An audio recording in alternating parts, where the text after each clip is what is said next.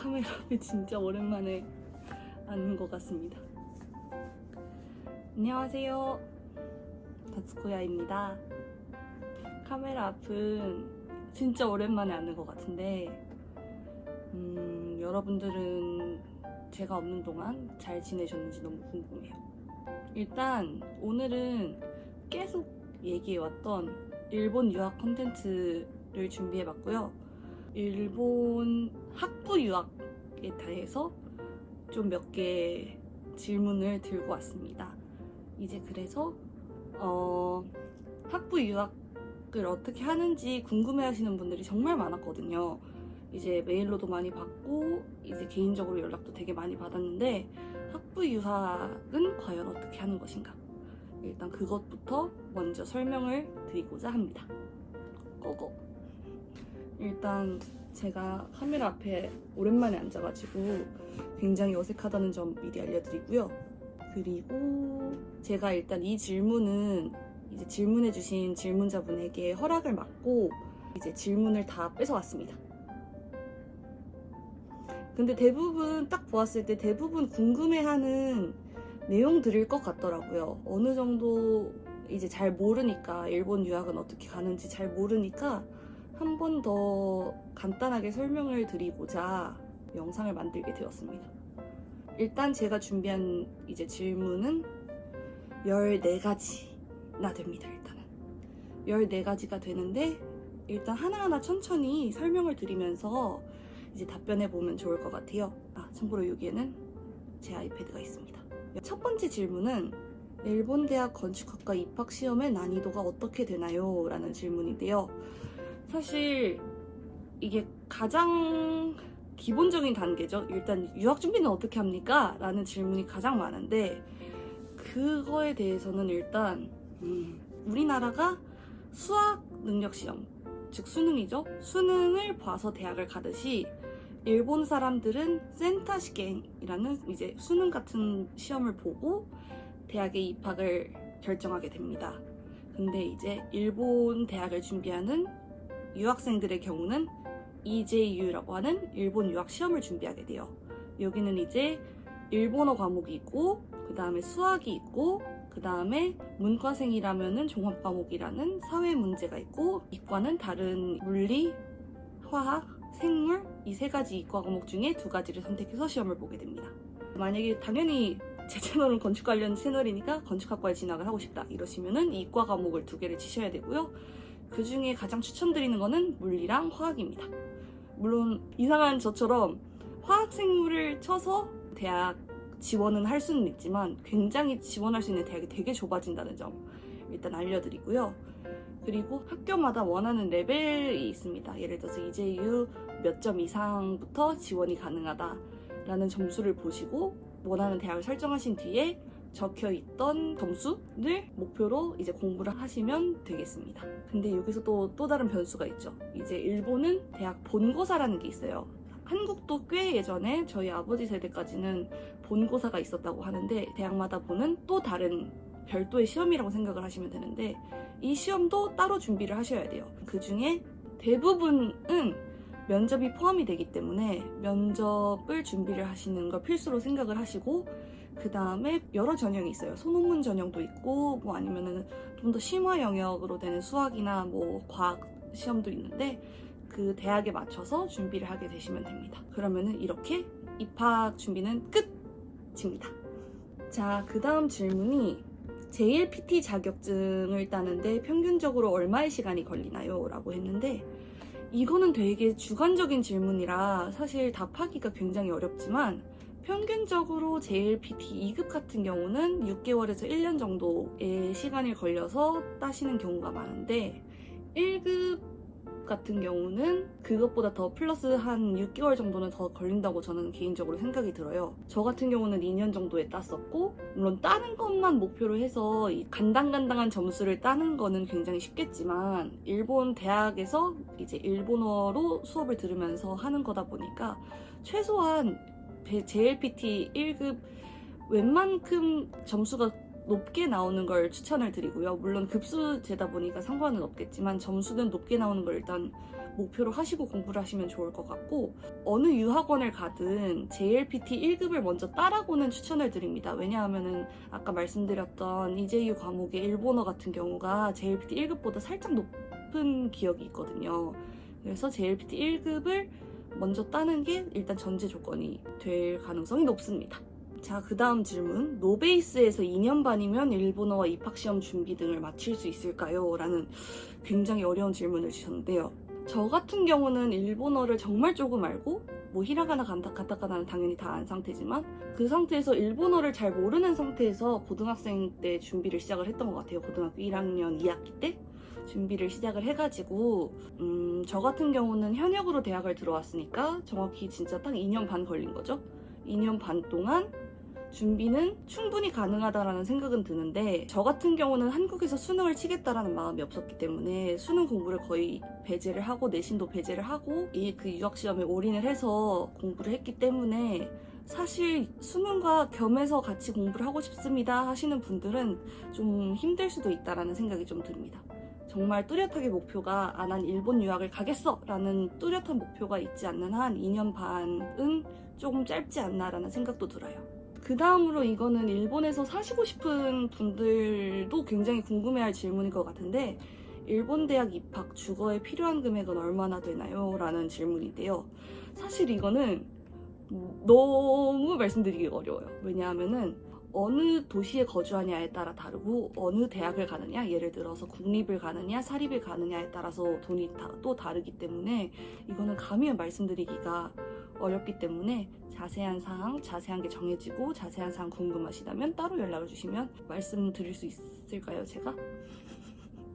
한번 열심히 생각해 보도록 하겠습니다. 그리고 다음 질문이 건축학과에서 대학원 진학이 필수인가요? 라는 질문인데요. 대학원 진학이 필수는 아니에요. 필수는 아닌데, 다른 예를 들어서 유럽을 비교해 볼게요. 유럽 같은 경우는 학부 3년에 석사 2년제에서 총 5년을 다니게 되고요. 한국 같은 경우는 미국처럼 똑같이 5년제를 나오는 느낌이겠죠? 근데 일본 같은 경우는 건축학과가 4년제예요. 4년제이기 때문에 뭐 그대로 졸업을 하셔도 상관은 없는데, 여기서 보통 플러스 2년 해서 건축대학원까지 가서 2년, 총 6년 걸리는 코스라고 보통 생각하시면 좋습니다. 가장 일반적인 것 같기도 하고요. 제 기억으로는 학부 졸업생의 80%가 이제 대학원을 진학을 했고, 나머지 20%가 취직을 했던 기억이 조금 있습니다. 자, 그 다음에 또 여러분이 또 궁금해할 질문.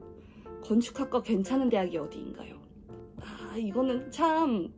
이것도 참 대답드리기가 어려워요. 왜냐하면은 학교마다 특성이 다 다르고, 그리고 사실 학부 수준으로 배우는 건축이라는 건 사실 어딜 가나 별반 차이가 없다라고 저는 느끼거든요. 그래서 사실 어느 대학을 가도 상관이 없다라는 생각이 드는데, 한국처럼 만약에 생각을 하시게 된다면 역시 인서울이 좋고, 인서울 중에서 역시 위에서부터 내려오듯 그런 식으로 도쿄대, 교토대, 오사카대 이런 식으로 쭉쭉 내려온다고 생각을 하시면 되고, 더 좋은 대학원을 가기 위해서 학부생 때부터 열심히 공부하는 것도 추천드립니다. 그리고 지금 대학원부터 일본으로 가고 싶어 하시는 분들도 꽤 계실 텐데, 그건 제가 따로 영상까지 만들긴 좀 어렵고, 만약에 어떤 대학원을 가고 싶다라는 생각이 드신다면 또 연락을 주시면 또 그거에 대해서 같이 대처 방안을 생각해 보도록 합시다. 자, 그 다음 질문. 유학원의 도움이 필수적인가요? 유학원의 도움 없어도 됩니다. 없어도 되는데, 유학원의 장점을 먼저 설명드리자면, 시간을 들여서 우리가 찾는 정보량보다 훨씬 많은 정보량을 갖고 있다라는 게 일단 기본적으로 좋은 점이겠죠? 그리고 일본에 뭐 친인척이 있지 않은 이상 일본 안에서 해결해야 되는 뭐 수속이나 여러한 뭐 상황을 생각을 했을 때 유학원이 대신 보증을 서줄 수 있다, 대신 해줄 수 있다는 점이 가장 큰 메리트인 것 같아요. 사실 혼자 충분히 찾을 수는 있는데 아직 일본어가 그렇게 막 자연스럽지는 않으실 테니까 찾는데 사실 큰 어려움은 있을 것 같고요. 저 같은 경우는 유학원의 도움을 어느 정도 받는 걸 추천을 드리는데, 유학원도 유학원 나름의 강점이 있어요. 미국을 특화해서 하는 유학원이라든지 유럽을 특화한 곳이라든지 있으니까 꼭 일본이 전문적인 유학원으로 가시는 거를 일단 추천을 드립니다. 그래야지 일본 정보를 얻을 수 있으니까요. 자, 그리고 이것도 꽤 민감한 질문일 수도 있을 것 같아요. 인종차별이 심한 편인가? 라는 질문이 있었거든요. 인종차별은 일단은 제 생각에는 거의 없는 것 같습니다. 뭐라 그러죠? 일단 생긴 것도 비슷하다가 보니까 저희가 말을 하지 않는 이상 이 사람은 100% 한국인이야 라는 게 없기도 하고, 다른 서양권 국가랑 다르게 우리는 동아시아다 보니까 생긴 게 거의 비슷비슷하잖아요. 그래서 사실 그렇게 차별은 안 당하는데, 가끔씩 이제 혐한 분들이 나타나거나 그러면은 해코지 당할 일이 있을라나 라는 생각보다는 왜 저러고 살지? 라는 생각이 먼저 들더라고요. 왜 저러고 살지? 라는 생각도 먼저 들고, 그분들이 저한테 해코지를 할 일이 없으니까 뭐 그렇게 걱정을 안 하셔도 되는데, 실질적으로 제가 겪은 인종차별은 사실 10몇 년 살면서 사실 손에 꼽습니다. 손에 한 5손가락으로도 꼽을 수 있을 정도로 굉장히 적고요. 그리고 대부분의 일본 분들이 다들 한국 좋아하시고 친절하게 대해주시니까 사실 그런 거는 걱정이 전혀 안 된다고 생각합니다. 그리고 아직 학생이시다 보니까 이런 질문도 많이 있는 것 같아요. 이제 한국과 문화가 크게 차이 나냐 라는 질문이 있는데, 계속 예로 드는 게 이제 해외 서양권을 예로 들 수밖에 없는데, 서양권보다는 확실히 적다, 문화 차이가 적다라고는 말씀을 드리지만, 살다 보면 살다 볼수록 이 소소한 부분은 확실히 차이가 나는구나 하는 곳도 가끔씩 나타납니다. 예를 들면 한국에서는 이제 바닥난방이 기본적인데 일본은 바닥난방이 없어서 지금도 히터를 틀고 있는 상황이지만, 뭐 이런 곳에서 소소한 차이를 좀 느끼고, 살면서는 그렇게 큰 문화 차이를 느끼지는 못하실 거예요. 아마 학생 때는 그냥 소소한 문화 차이 정도, 이게 다르구나 라는 거 금방 적응해 나가실 수 있을 겁니다. 언어 자격증과 생활 일본어는 차이가 큰가요? 라는 질문인데요. 차이가 엄청납니다. 일단 언어 자격증 같은 경우는 기본적으로 말하기 시험이 없잖아요. 말하기 시험이 없으니까 말을 자연스럽게 할 기회가 없어지는데, 사실 일본에 와서 생활을 하기 위해서는 구어체를 쓰는 경우가 많단 말이죠. 사실 내가 지금까지 배워왔던 딱딱한 일본어랑은 굉장히 다를 수도 있다는 생각이 들어요. 저희가 뭐 갖고 싶다 라든지 아니면 원하다라는 뜻으로 호시라는 형용사를 쓸 텐데, 사실 너 물 필요해? 라는 상황에서 저 같은 경우는 오미즈 호시라고 물어봤을 건데, 이 사람들은 오미즈 이르? 이렇게 물어보더라고요. 저는 그게 너무 충격적이었어요. 나는 이르라는 동사를 이런 식으로 쓰는 거를 처음 봤거든. 그래가지고 오미즈 이르? 라고 했을 때 이게 확실히 다르구나. 내가 살아보지 않았으면 오미즈 이르라는 말을 들어볼 일이 없잖아요. 그래서 확실히 내가 배운 일본어랑은 확실히 차이가 나는구나 라는 생각이 듭니다. 그리고 10년이 지난 지금은 어느 정도 생활 일본어에 더 적응을 한 것 같아서 언어 자격증 공부를 따로 안 하게 되다 보니까, 사실 언어 자격증이 지금 모르겠네요. 언어 자격증을 준비를 한 지도 오래됐으니까 사실 다시 치면 잘 볼 수 있나라는 걱정도 있고, 그런데 사실 생활 일본어가 몸에 익으면은 어느 정도 이제 생활하는데 불편함이 없습니다. 그러면은 이 질문도 굉장히 중요할 것 같아요. 사람들한테 전공을 살려 일할 수 있는 기회가 한국에 비해 충분할까요? 라는 질문인데요. 어딜 가나 지금 건축은 불황이라고도 얘기를 하고, 지금 현재 한국에서는 좀 취업의 기회가 그렇게 많지가 않다고는 생각은 드는데, 일본은 그거에 비해서 조금 나은 편인 것 같다는 생각이 듭니다. 그건 것 같아요. 어디까지 내 눈을 낮추느냐의 문제인 것 같기도 하고, 낮추면 낮출수록 갈 수 있는 기업은 많아지는 거는 똑같으니까요. 그리고 지금 전체적으로 일본 건축업계에는 인력난이 좀 심하게 있는 상황입니다. 그래서 저 같은 경우는 충분히 일본에서 취직을 하실 생각이 있으시다면 일본에서 충분히 취직이 가능하다고 생각이 들고요. 이 부분에 대해서는 솔직히 크게 걱정을 안 하셨으면 좋겠습니다.